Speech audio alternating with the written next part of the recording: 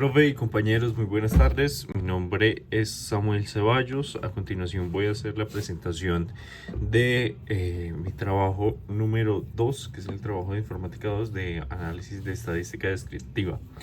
Lastimosamente, en esta situación, mi computador tiene dos problemas y el primero es que no le funciona el micrófono, ni conectando un dispositivo Bluetooth ni por cable. No sé qué está pasando con la entrada de audio. Y la segunda es que desde mi pantalla tampoco estoy habilitado para hacer grabación de pantalla. Entonces voy a tomar la opción de grabar a través de este celular. En algunos momentos, para poder tener una mejor visualización de las gráficas, voy a pasar de esta pantalla a solo esta, que es la pantalla de la presentación. Entonces pido excusas en los casos donde ya se deje ver mi imagen. Entonces, bueno, para iniciar, mi trabajo se titula Análisis estadístico de matrícula educativa de víctimas y población étnica en Risaralda. Contexto: yo trabajo y estoy al frente del programa de fortalecimiento a la proveeduría nacional de una empresa exportadora en la ciudad de Pereira. Básicamente son las fotos que se ven acá. Lo que hace la prueba es exportar productos básicos de la agroindustria de diversos países, entre ellos Colombia. Y lo que buscamos a través del programa de fortalecimiento a la proveeduría nacional o de responsabilidad social es fortalecer las producciones que nosotros ya tenemos acá en el país y buscar que de esas producciones se saque materia prima o se saque, perdón, ya productos transformados hacia el extranjero. Entre las diferentes líneas de acción que tenemos en el programa de fortalecimiento hay una línea que llamamos nuevas generaciones, y es que nosotros nos hacemos una pregunta. Ahorita en las poblaciones encontramos que la edad de nuestros productores está entre los 54 y los 60 años y nos preguntamos, dentro de los próximos 10 a 15 años, quiénes van a ser las personas que se encarguen de hacer el famoso empalme generacional en el campo y bajo qué condiciones se va a hacer ese empalme. Si va a ser la misma situación que tenemos ahora, que la mayoría de los productores rurales tiene una brecha en cuanto a acceso a educación monumental, que muchos pues lastimosamente solo alcanzaron el nivel de primaria. Va a ser una brecha donde no se cuente con tecnología, donde no se cuente con diferentes herramientas para abordar los cultivos, o estamos hablando de que vamos a tener un campo productivo con tecnología, con personas educadas y con oportunidades, donde trabajar el campo sea una opción y no una obligación. Entonces, desde nuestro programa pues abordamos diferentes estrategias que se hacen, inversiones en los colegios y las instituciones educativas de las comunidades, precisamente abordando esta brecha. De hecho, acá vemos una imagen donde se estaba trabajando un programa de robótica en una institución educativa, y por aquí sí, es básicamente el programa de robótica. ¿Cuál es el reto que tenemos a nivel administrativo interno de estos programas? Que pues el recurso es limitado, entonces necesitamos focalizar hacia dónde vamos a destinar ese recurso. Entonces, por eso este análisis se titula Análisis estadístico de matrícula educativa de víctimas y población étnica en Risaralda, teniendo el tema de víctimas y población étnica como criterios de priorización. La base de datos fue una base de datos que provino de la gobernación de Risaralda, donde aparecían datos de matrícula educativa de 12 de los 14 municipios que tenemos en el departamento, excluyendo a Pereira y a Dos Quebradas, que son los municipios capitalinos. ¿Cuál fue la metodología? En primera instancia tuvimos una limpieza y un filtrado de los datos, una depuración de la database, eliminación de registros incompletos y estandarización de variables para garantizar un análisis pues más preciso. En segunda instancia tuvimos una visualización de datos, la creación de histogramas, Bossplot y gráficos de dispersión para exploración y distribución de relaciones, análisis de estadística descriptiva y análisis de correlacional. Entonces, por acá abro mi trabajo. Básicamente lo primero que se hizo fue que necesité cargar 3 librerías, entre ellas Tidyverse, ggcoreplot y ggt. Después de eso, la base de datos la pasé a nombrar como data y cargamos la base de datos que teníamos acá, que es básicamente esta información. Esta base de datos tiene 42.925 datos y 24 variables, entre ellas unas variables categóricas y otras variables numéricas. Pasamos a hacer una depuración, que es lo que se aparece acá, que dice que municipio, género, estrato, etnia, zona, y si es víctima de conflicto armado, todo esto se pone como factor. Y también una modificación para las bases, para la data, es que aquí en la parte de género, en la base de datos, aparece como género femenino y masculino, representado con F y M. Entonces añadí una modificación para que el masculino sea 1 y perdón, para que el femenino sea 1 y el masculino sea 0, para de esa manera pues tener una un mejor análisis de todo esto. Ya pues básicamente el resto fue visualización y demás, que esto lo vamos a ver en la presentación.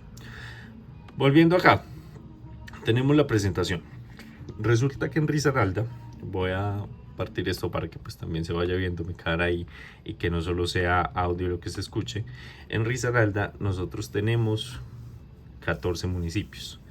De esos 14 municipios, aquí podemos evidenciar que pues sacando de la lista a Pereira y a Dos Quebradas, que básicamente el municipio con mayor matrícula académica es el municipio de Santa Rosa de Cabal, con 10.553 estudiantes. De ahí le sigue Pueblo Rico, Quinchía, La Virginia y Belén de Umbría. Y pasando al otro extremo de ya municipios que tengan un menor número de matrícula académica, tenemos es el municipio de Balboa, que pues tenemos una matrícula registrada de 1 a 11 de 822 estudiantes.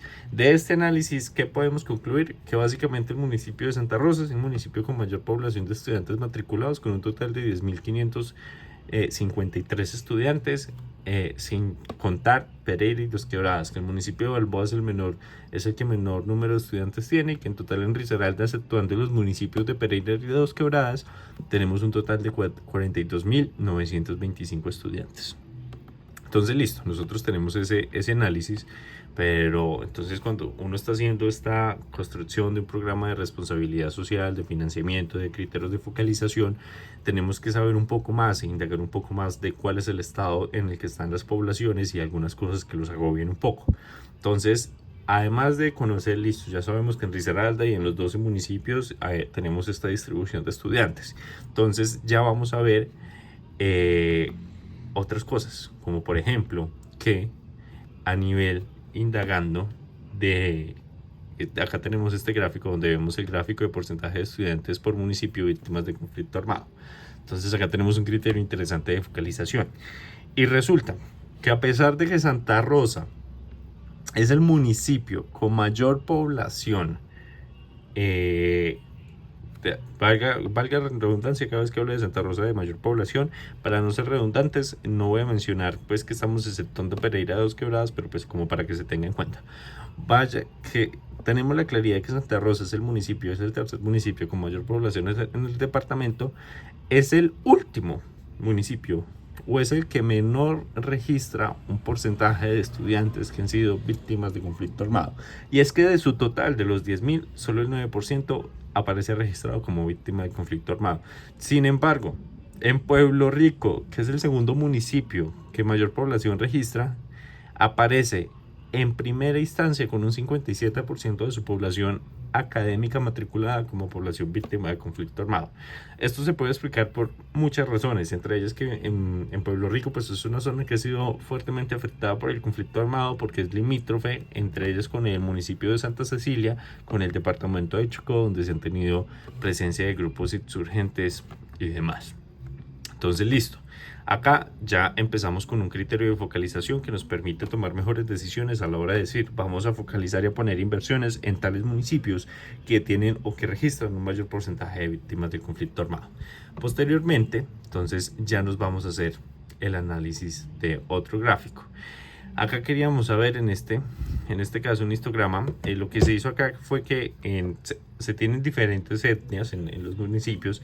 Sin embargo, aquí en este histograma lo que aparece son los municipios que mayor número de etnias no registra. En este caso, Santa Rosa de Cabal es el municipio que mayor porcentaje tiene, con 14 etnias registradas, y el municipio de Pueblo Rico, que es otro que nos interesa, aparece con 9 etnias. Marsella, Quinchía son los otros municipios que están ahí a la cabeza.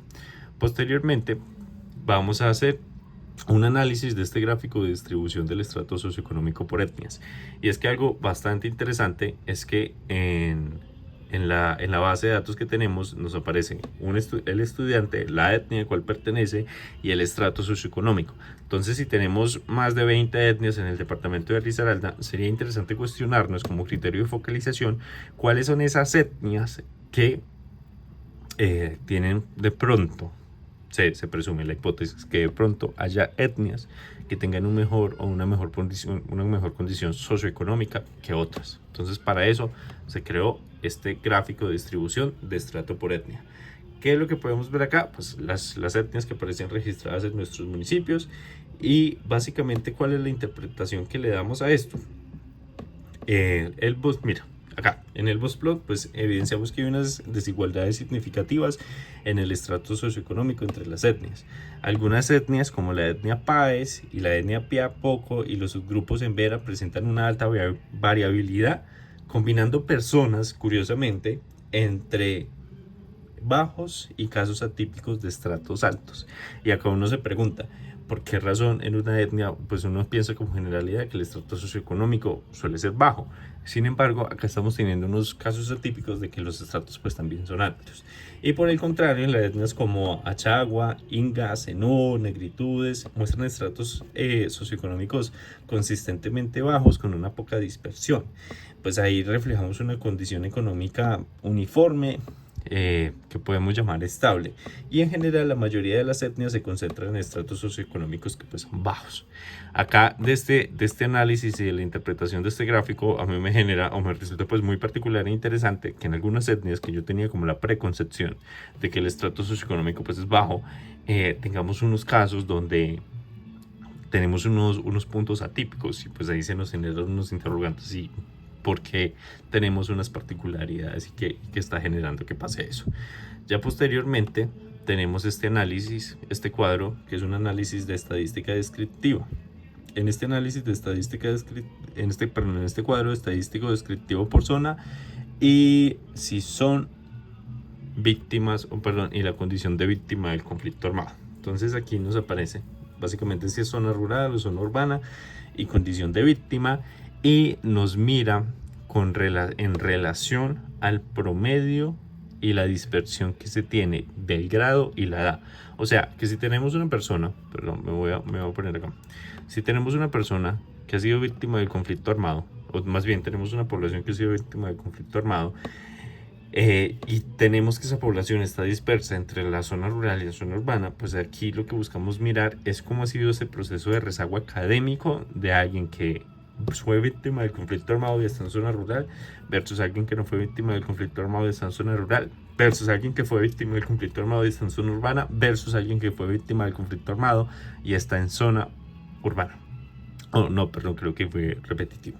Entonces, básicamente, ¿qué es lo que podemos ver en este gráfico? Aquí vimos que la escolaridad en promedio pues, de las personas que son víctimas del conflicto armado están en grado de... En el gráfico aparece como 6,62 entre sexto y séptimo, y las de no víctimas son de 5,36.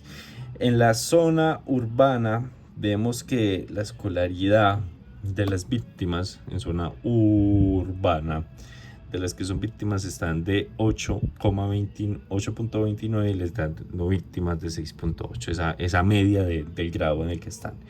Y qué otras cosas podemos como obtener unas comparaciones generales acá, que básicamente, si independientemente de ser víctimas o no de conflicto armado, la zona urbana tiene un mayor grado de escolaridad promedio que la zona rural. O sea, zona urbana, acá tenemos mayor grado de escolaridad en promedio que lo que tenemos en la zona rural. La edad promedio es mayor en la zona urbana de acceso a la escolaridad, eso me pareció curioso. Y hay cosas que coinciden con las tendencias conocidas, que pues básicamente hay un mejor acceso escolar en las zonas urbanas y una mayor oferta educativa en las ciudades, que pues lo que tenemos en la ruralidad. Ya posterior a este gráfico, entonces pasamos a este otro que dice gráfico de dispersión, edad, grado. Un interrogante interesante que nos surge ahí es analizar en la ruralidad, básicamente tratar de determinar cuál es la media que tenemos en zonas urbanas de, listo, entonces si tú estás en quinto debes tener 12 años y listo, ¿qué tan alejado estás tú de ese estándar? y lo que nos permite es hacer esa comparación que tenemos en lo urbano versus esa comparación como es en lo rural, y ahí logramos identificar las brechas que tenemos. Y básicamente haciendo ese análisis de este gráfico de dispersión y de grado, nos encontramos que en el grado primero y entre el primero y el segundo grado, entre el primero y segundo, los datos no se alejan tanto de la línea de tendencia central. Sin embargo, entre 3, en tercero, en cuarto, ahí tenemos que los datos ya se nos empiezan a dispersar un poco. En octavo y noveno empezamos a ver también otras dispersiones, y ya después de noveno esas dispersiones se nos acercan un poco a la línea de tendencia central, menos en 11. Particularidades: que de sexto a noveno es todo este proceso de formación de educación media, y de noveno a 11 tenemos otro salto a esa última faceta de la educación, mientras que de primero a quinto tenemos esa faceta de educación primaria, que entre tercero y cuarto vemos unos grados o identificamos que pues ahí hay unos rezagos interesantes. Y aquí, por otro lado, tenemos una matriz de coeficientes de correlación. ¿Qué era lo que buscábamos hallar acá? ¿Cuál era esa correlación que existía entre la edad y el género? Sin embargo, pues aquí en este ejercicio se concluye que la correlación entre la edad y el género es 0,01, lo que indica que no hay ninguna relación lineal entre ambas variables. Lo segundo que hallamos es que los valores 1 en la diagonal, esta y esta, representa que cada variable está perfectamente correlacionada consigo misma, o sea, cada una como que le pertenece a sí misma ya. Y en general que la edad y el género son independientes y uno no explica ni influye en el otro. Pues pueden ser conclusiones en ocasiones que uno puede decir, bueno, eso ya se sabía, la edad y el género no necesariamente tienen que influir una en la otra. Sin embargo, pues por hacer este ejercicio académico la quise incluir. Y ya, para no hacer demasiado extensa esta presentación, básicamente, ¿qué conclusiones o qué cosas podemos saber al respecto? Aquí, perdón, me voy a volver a los gráficos para hacer un breve recuento. Y es que a nivel de conclusiones generales, hallamos que la brecha entre lo rural y lo urbano siguen siendo muy marcadas. Pues aquí empezamos a ver que en la urbanidad tenemos una mejor categorización en cuanto a acceso a educación, en cuanto a porcentaje de educación, en cuanto a nivelación entre edad y grados, que haber sido víctima del conflicto armado, que esto lo tenemos por acá, sí se asocia con menores niveles de escolaridad, que pues esto ya lo empezamos a asociar en estas gráficas y en esta cuando ya nos aparece en la base de datos, y que la combinación rural más víctima de conflicto armado viene siendo uno de los grupos más vulnerables. Y eso que ahí hago un discernimiento. Si tenemos una población que primero es rural, y segundo, que es víctima del conflicto armado, y tercero, que pertenece a una etnia, ahí tenemos uno de los grupos más vulnerables que tenemos en nuestro departamento, que pues nos permite mejorar las estrategias de focalización de la inversión. Y así, para ir concluyendo, pues los gráficos nos muestran que la desigualdad no solo está en los promedios, sino en la variabilidad. De hecho, hice una anotación técnica que no quería que se me olvidara, que dice que los box plots y las distribuciones evidencian que en grupos rurales y víctimas hay colas más largas. Esto es lo que estábamos viendo. Perdón, me devuelvo acá al gráfico, que tenemos unas colas más largas, más outliers y mayor rango de intercuartilificación. Y por otro lado, esto pues nos tiene unas implicaciones que no solo hay desventajas promedio, sino una trayectoria educativa muy desiguales, que pues esta información así ya uno la toma, la pone en estándares y en reuniones a la hora de tomar decisiones y mesas de diálogo, lo cual nos permite pues una mejor incidencia de lo que estamos haciendo en nuestros territorios.